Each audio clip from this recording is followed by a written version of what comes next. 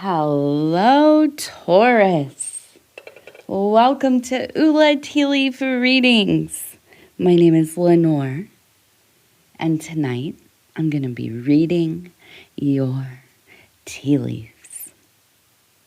All right, Taurus, welcome. It is the middle of the night. I'm coming to you here from my little divination. I like to call it my little hut. The way that my office is set up right now, my studio, I have a hut made of soundproof screens. So I had to come down here in the middle of the night to do this reading for you. I felt so motivated to do so. It's actually getting to be around 5 a.m., so it's not really the middle of the night. But thank you for being here with me. I feel like I am in those dreamy lands, having woke up so early. All right, so we have the Princess of Cups. What an energy.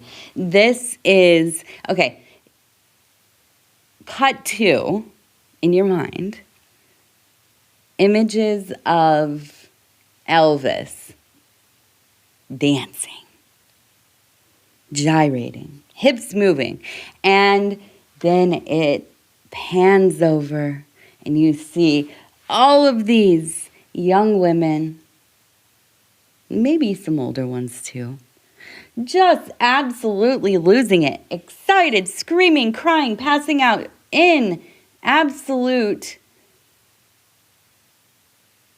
well, ecstasy to some degree. There's a sense of a burst of love, desire, energies that maybe are new, feelings that have not been felt before. We're building upon these deeper, interconnected tunnels in our psyche, our emotional sectors, in our psychic sectors. And when we see the Princess of Cups, we know she's ready to explore these parts of self. She wants to be a being of love, a being of desire, both the vessel and the waters. And so we begin, right? All right, let's see. Taurus, what is going on? What is going on in these tea leaves? What are they going to tell us? I want to tell you also, thank you for being here. I love you. And, our time is our most precious thing we have, aside from maybe our children, of course. Not even maybe, of course. But we do, time. That's all we have, or at least perceivably so, even though who knows if it's actually a thing or not, right? But thank you for sharing it with me. And so we begin. Let's look. Let's see. First, I see somebody contemplating marriage. We have right here the head. We have the upper body.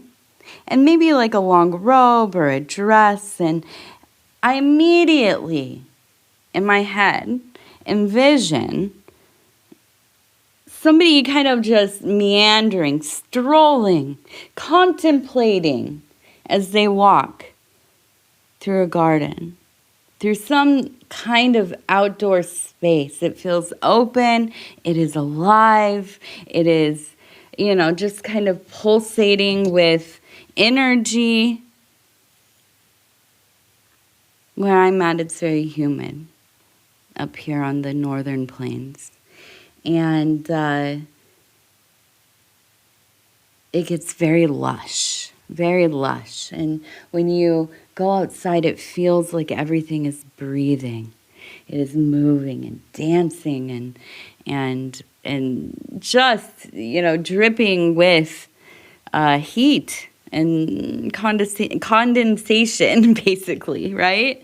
And I feel you just so interconnected with the world around you. You feel everything right now. I do. I feel that this is a place where it's almost like love has separated,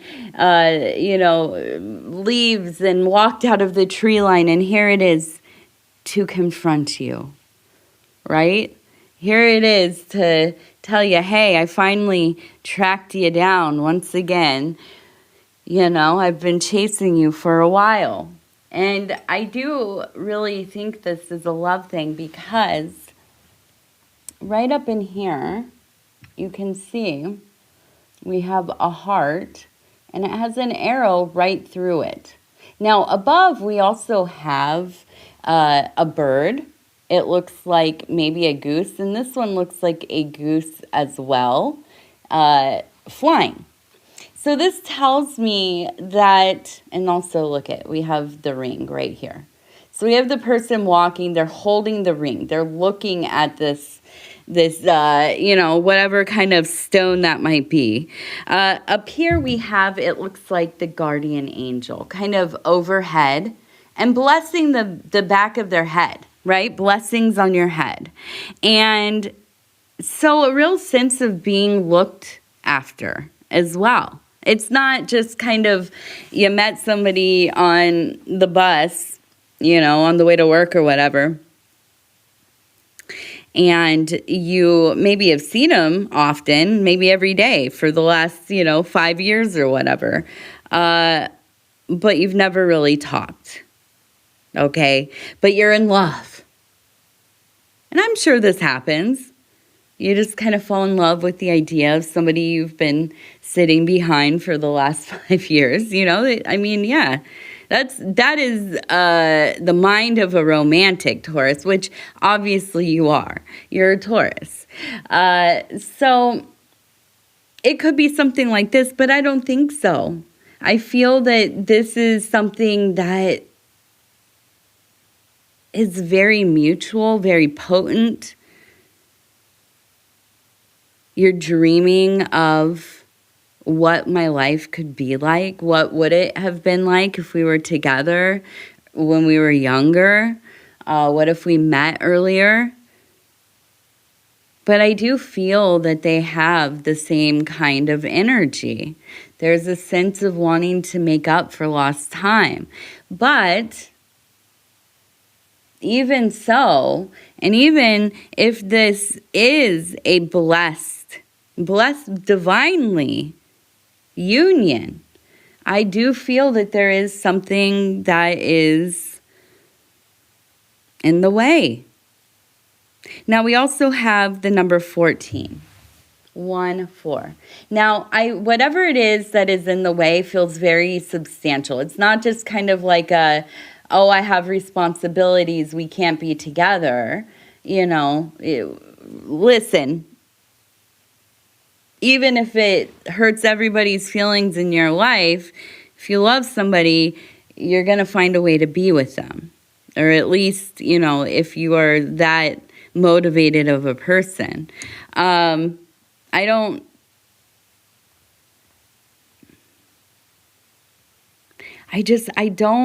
feel like this is something that is easily changed.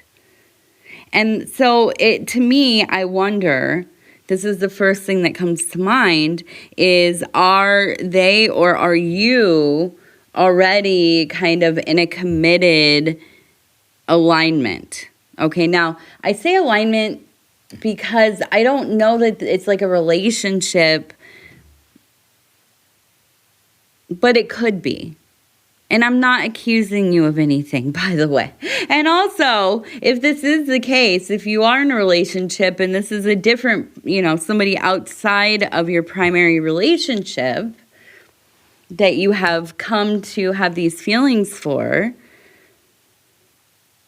I'm not judging you. No judgment here. Not ever at this channel. Not ever from me. I mean, I'll peep game. I see what's up. But you know what? I'm not judging.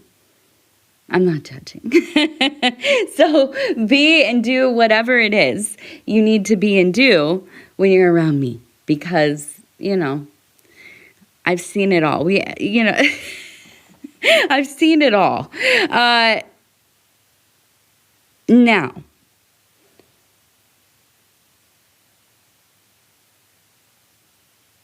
I see we have a person holding an umbrella, okay? Now, it looks like the wind has tore that thing up. I mean, there has been some turbulence. We also have the Magician right here. Oops. You can see it, the Magician right here with the hat. Holding the Seven of Cups. And we have a person on a motorcycle right here. You can see there's the person. Here is the bike. Here are the wheels. Kind of more like a chopper almost. If you remember that movie, Free Rider, or is that what it's called? Free Rider? I think so. It's a good movie. I love all those like 60s, 70s kind of road movies. We also have, it looks like a young girl. We have, it looks like a dog next to her and a semicolon.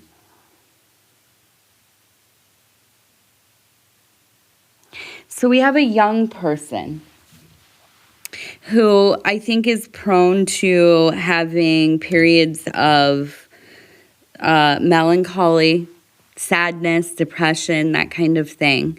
I feel that you are an important support for this person. I don't know if this is your child, but it feels like maybe like a niece or a niece or nephew, somebody who, and it could be a grandchild as well, right? But I feel like it's a child in your life who you are close with, but there are also other people that they're even closer with. So other primary care people in their life, mom, dad, grandma, grandpa, that kind of thing, if you aren't grandma, grandpa. But I feel like because you are kind of detached enough, maybe extended family enough, they feel safe coming and talking to you. Because I don't know what it is about being auntie or, kind of well, for me, I'm an acquired family member for a lot of people. And I think often people will, especially younger people, will come to you when they feel like they can trust you with their, problems and secrets and within reason, of course. I'm no snitch, but I'm a mom. Come on now, But I feel like you are the person for them. They come to you, they can say whatever. I think you're a reasonable, rational person, but you're also, realistic. You're not some, like utopic, naive or trying to, pretty things up. You're very real. You're very real about stuff. And so this person seems, like they're going to need your support. That's where the dog comes in. You are their loyal support. And I can see that something is coming up. Something is happening in their life that, I think it's hard to remember how serious, silly things seem when you're young, right? Do you remember, like, getting so upset over just, stuff that now you kind of shake your head, like, why are you crying about the wrapper for the lollipop because it got thrown away? You know what I mean? Like, can you tell I have a 5-year-old? And you just kind of, what is going on? What is happening here?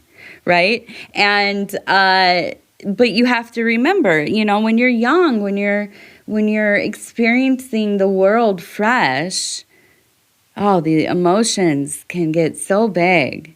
And so I feel like for you, it might be something where you look at it and you're like, well, this is an easy fix. You don't need to be that upset about this. But, that's not what you say to them. No, because we don't want to diminish their feelings or, the validity of how they're feeling. But we also don't want to feed into it, right? So I feel like you are kind of in this place where you're kind of activated as, okay, something's going on. This one feels maybe like a little more serious, maybe a little bit of... And I don't know, I can't imagine what's happening exactly, but, I feel like this is something maybe like within the realm of like being bullied or feeling like they don't fit in or, something where they're becoming very aware of a sense of alienation, okay? So I see you really stepping up here.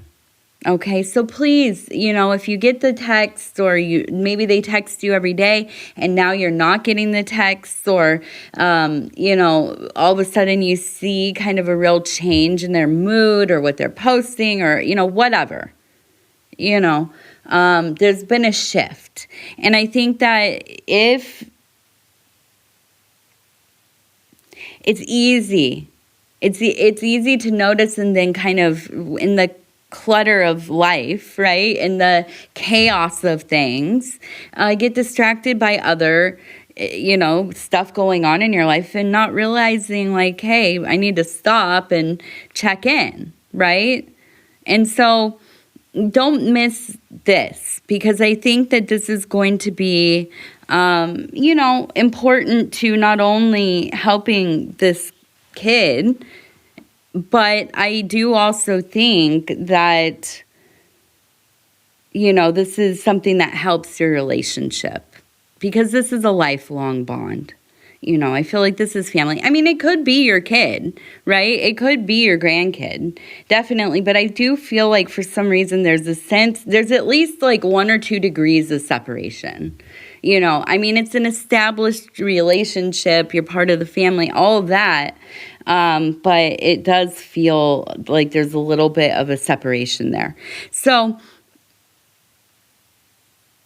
I also want to mention, obviously, I'm not a doctor. I'm not a psychiatrist or a psychologist or, anybody important. I have no licensing. My opinion is, whatever. This is for entertainment. But, if you do have somebody in your life or if you yourself, because let's face it, we all do sometimes, feel lost, you don't know what to do, you're, having the blues or, in a state of melancholy or agitation or whatever it is, please reach out to your support people.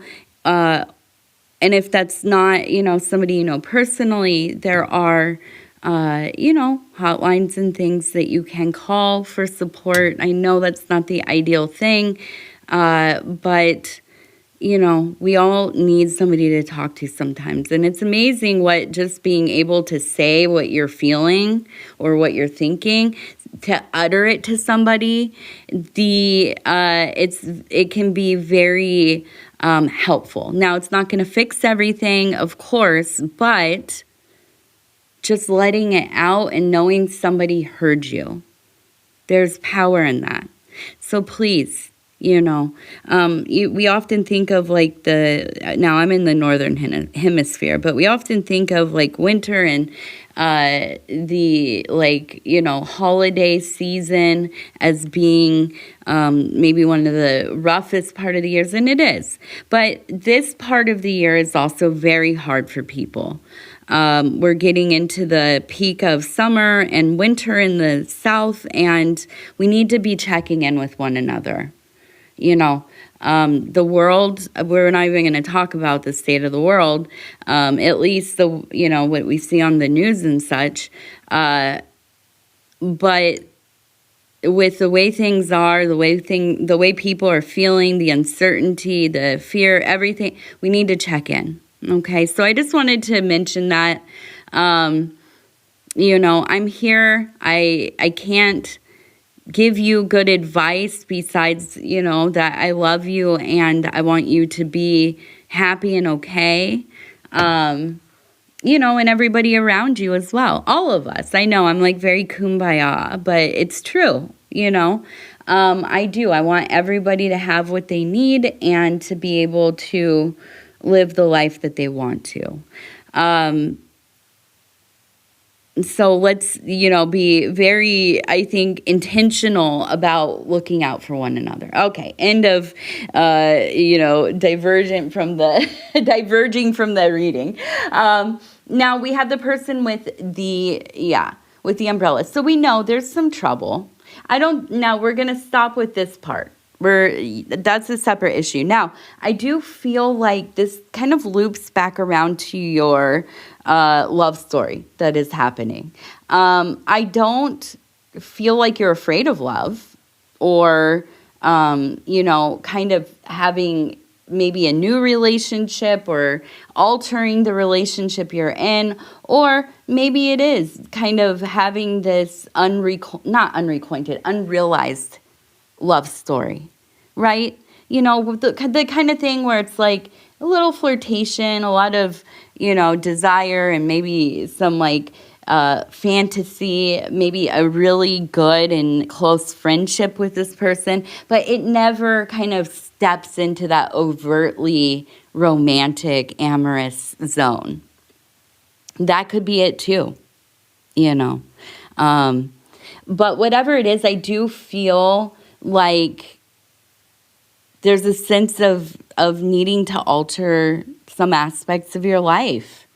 And I think that through this love, desire, renewal of, kind of that spark in you, I think there's a lot of clarity. It's like turning on the lights, and you realize dang, how did it get so dirty in here? How is it so messy in here? And you start picking up. And I think that's where you're at. You're cleaning up parts of your life that have maybe kind of become a little bit chaotic or run down or unattended, And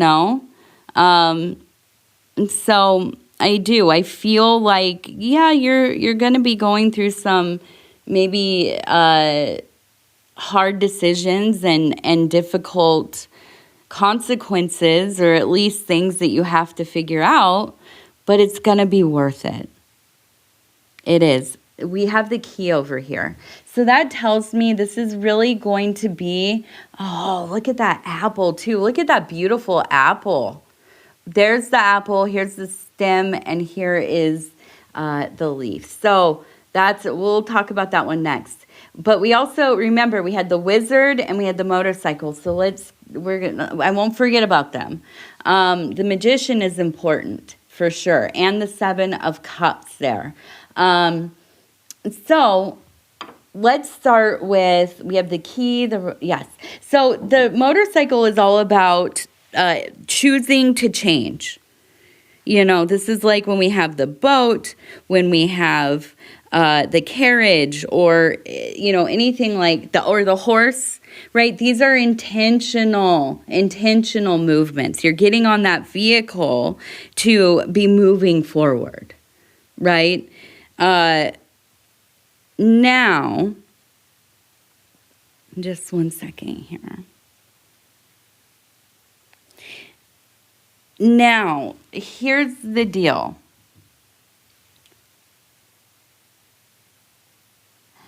Taurus, you love to indulge. And I mean, I'm just going to be real. You are a person that can easily go overboard, right? If you really like something, you are focus on that thing. That's what you want to do all the time. That's what you want to eat for every meal. Whatever it is, you're all in. Now, we have that 7 of Cups, so we know that things can start to get real messy real quick. Okay?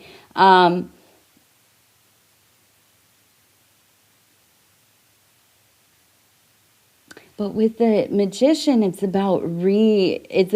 Magician is a world creator.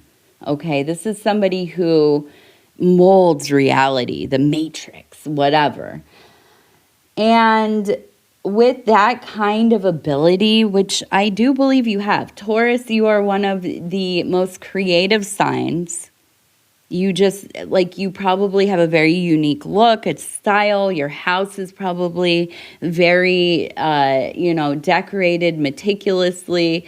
Now, it doesn't have to be like neat and clean, but you have like an aesthetic that you like. You have different themes and colors, and, you like things to be rich and full, and, or maybe you're a minimalist. You like it to be very, stripped down and neutral and all that. But whatever it is, it's to almost an extreme, right?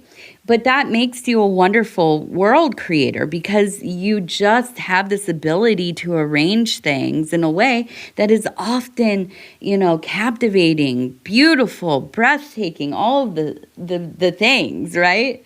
But sometimes you can lose sight. Have you ever been in a situation where you worked really hard for something and you finally got there, and when you did, you celebrated a little too hard, maybe got yourself in trouble or did something that kind of diminished this, celebration?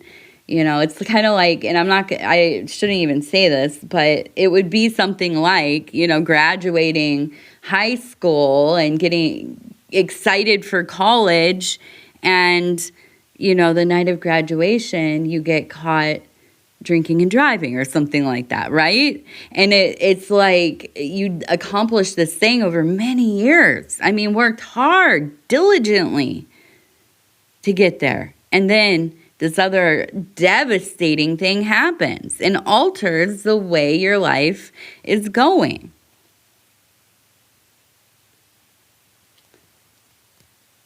So, we have to make sure that we temper self.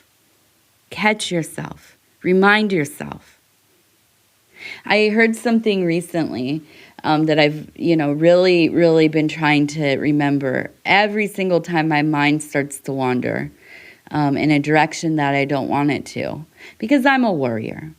I can be paranoid too. Absolutely.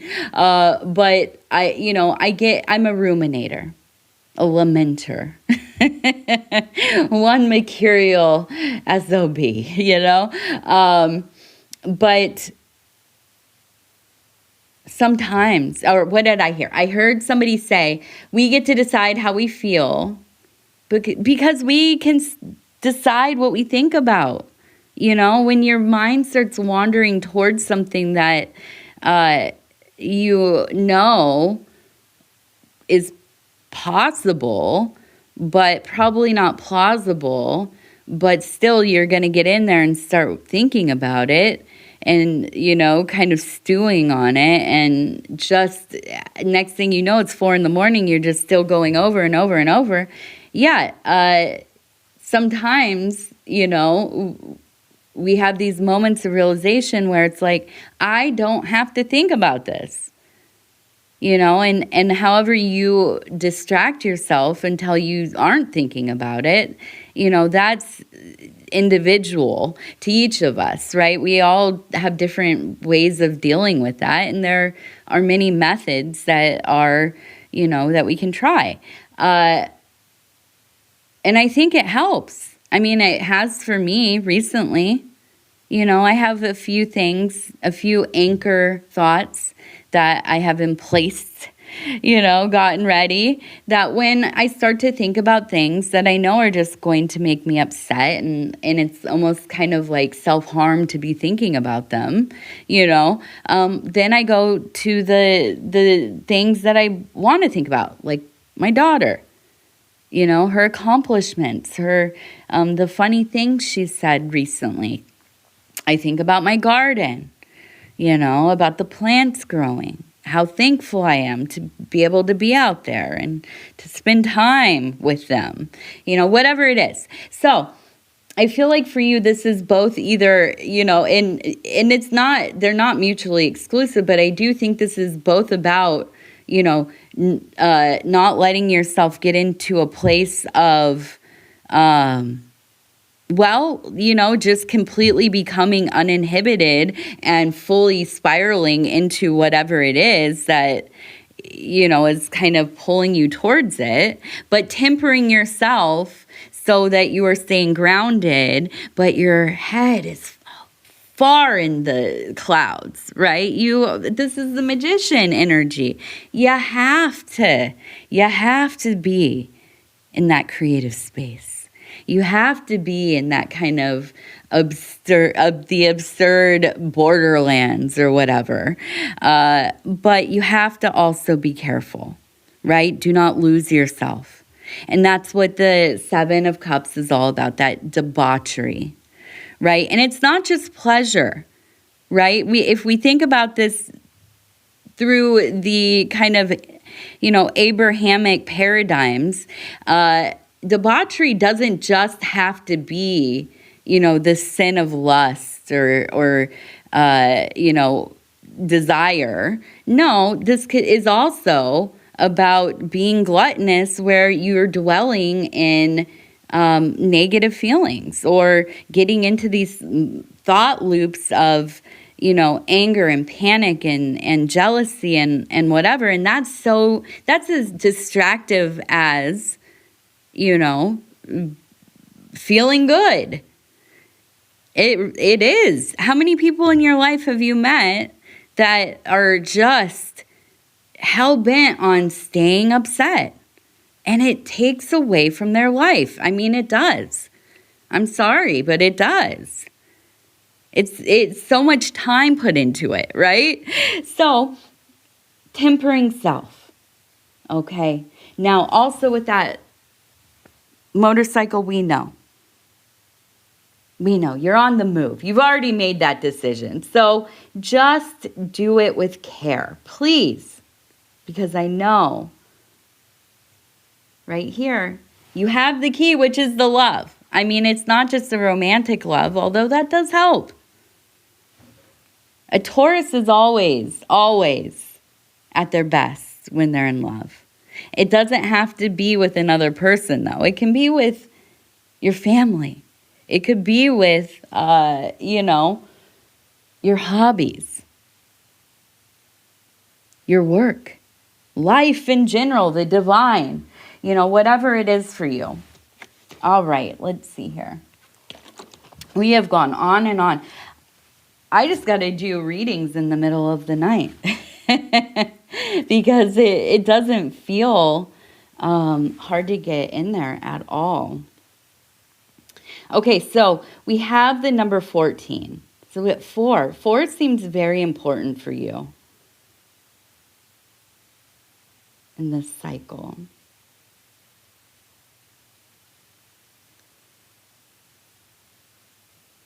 Now, I feel a strong sense of wanting to teach something. I'm wondering if you've been thinking about getting into teaching, or like maybe you are really good at some particular skill or hobby, or maybe you're thinking about making some extra money, like tutoring people with English or math or something, but I feel like this is going to be one of those things for you. This is going to change your life this will change your life. I mean, I feel like it's like something going off in your brain. And I don't even know that it's ever been a thing that I don't know that you were young thinking, I want to be a teacher when I grow up. But I feel like you coming into this situation, you realize I'm actually pretty decent at teaching people. And I actually really enjoy it. And so I feel like if you have an opportunity, if it's at work, if it's at home, if it's in the community, if you can volunteer or chaperone or whatever it is, take that opportunity. And if it's not something that has opened up to you, then make your own opportunity. Okay, so our first lucky number is 87. Number 87. Number 45. 45. 87, 45, and 7. All right, and we're going to finish with our water blessings affirmation cards. Okay, this one has the little parrot on it, and we're just going to stop where it feels right. Ooh, some kind of jellyfish. I like these little paintings on here. Number 39, flowing together. In grace you live.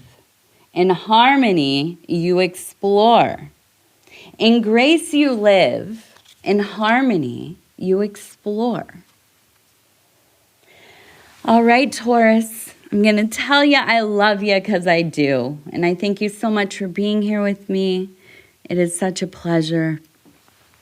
I love that we got that magician energy. That's been big in my life as well. So I'm happy to see it. I'm happy to see so many people really pushing back against this kind of like tsunami of anxious fear that so many people have been feeling. I mean, it just... not everybody, a lot of people, though, that I do talk to in my personal life and through the business and everything else, I feel almost it's like a humming vibration, and it is one that causes anxiety, but I also think that it's one of, great change. I feel so many people deciding that they're not going to just accept,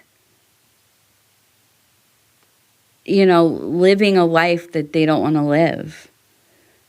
So many people wanting to create a reality for themselves, for their families, and have, more of a input, control over that. And I think that's a beautiful thing.